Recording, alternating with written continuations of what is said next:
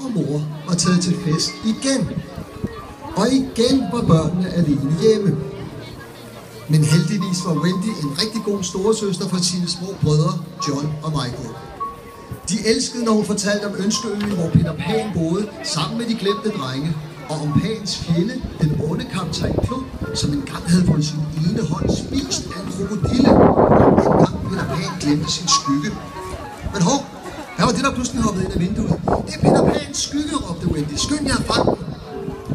De havde kun lige fanget den, da en dreng kom ind af vinduet og sagde, "Dag, jeg kan se, I har fundet min skygge. Tak for det.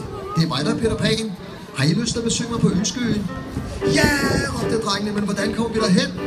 "Det er nemt," sagde Pan. "Vi flyver." "Men vi kan ikke flyve." "Jo, I kan. I skal bare have lidt tryllestøv fra min lille veninde Klokkeblomst." "Se mig," råbte John. "Jeg flyver." "Det gør jeg også," råbte Michael. "Pas nu på," sagde Wendy. "Kom, Wendy, du skal også med," sagde Pan. "Tja," sagde Wendy. "Hvis du siger det, Peter." Og så fløj de. Look at me.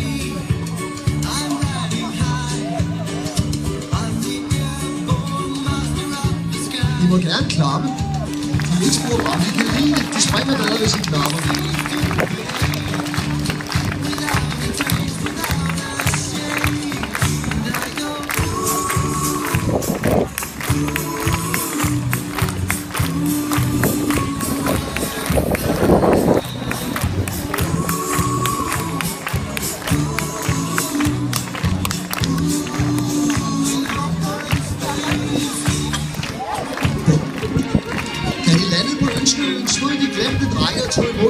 De synes Wendy var rigtig sød, næsten som en mor. "Hej gutter," råbte Peter Pan. "Giver lige John og Michael en tur rundt på øen, så skal jeg nok tage mig af Wendy imens." Det gjorde drengene med største fornøjelse. Men Klokkeblomst blev først ked af det, og så blev hun vred. Bagefter blev hun jaloux, og til sidst blev hun fornærmet og fløj sin vej.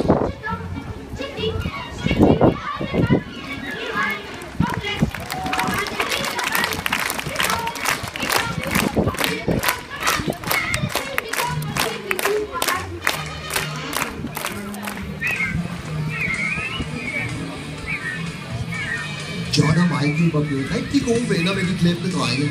Men da de kom tilbage til deres lejr, opdagede de, at kaptajn Klos pirater havde fanget Klokkeblomst og tvunget hende til at vise vej til Peter Pans tilholdssted.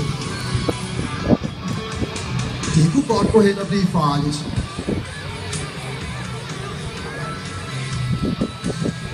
Drengene kiggede på piraterne.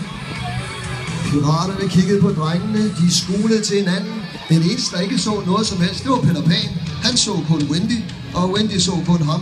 Uanset hvor meget skyggen prøvede på at vække dem.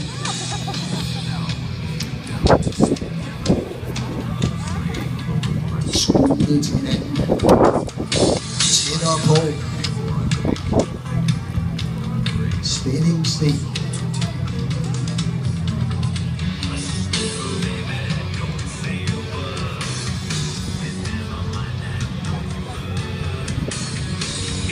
Piraterne troede, drengene så på hinanden. De er nødt til at gøre noget.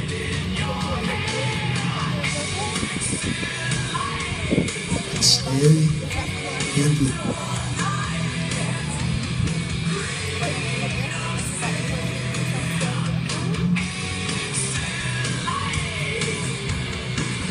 Og så, lige pludselig, var alle oppe og slås.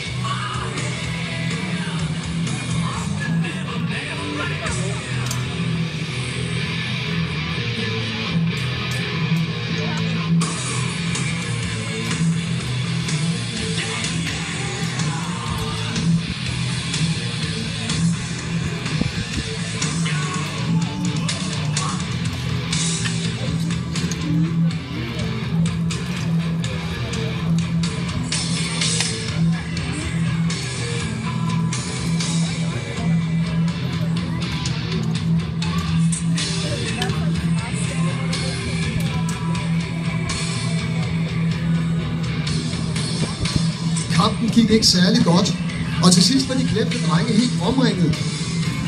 Men så kom der en sær lyd i det fjerne.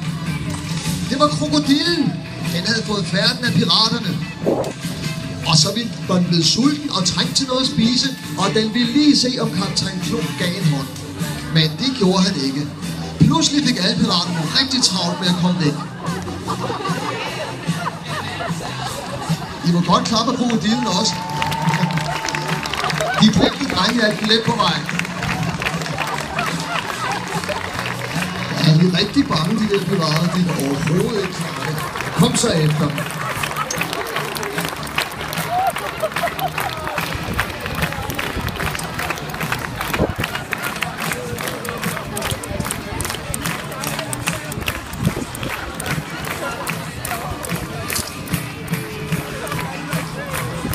Plan. Sig noget til.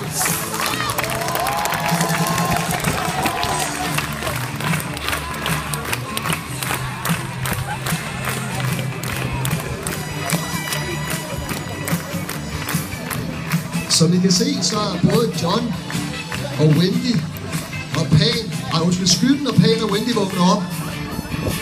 Så det hele endte godt.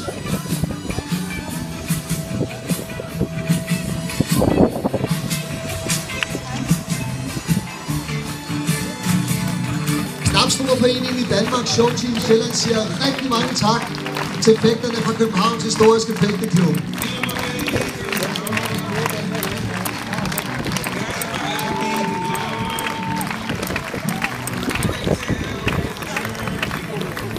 Piraterne rider på knapsnupperhingste af klassisk type.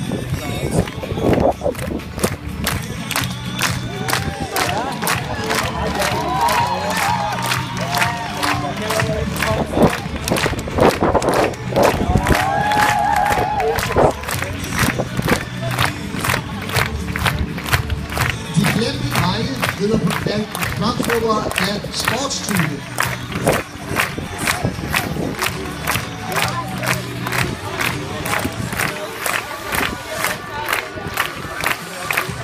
Klokkeblomst kører med en miniatyre knapsnupperhingst.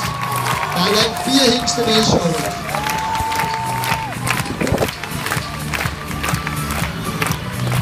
Og de glemte drenge, og Wendy og John og Pan og Skyggen rider også på knapsnuppers sportsstøj. Giv dem en hånd på vej ud. Vi siger tak til Roskilde Dyrskue, fordi vi fik lov at være med. Og vi siger tak til publikum, fordi I tog så godt imod vores show.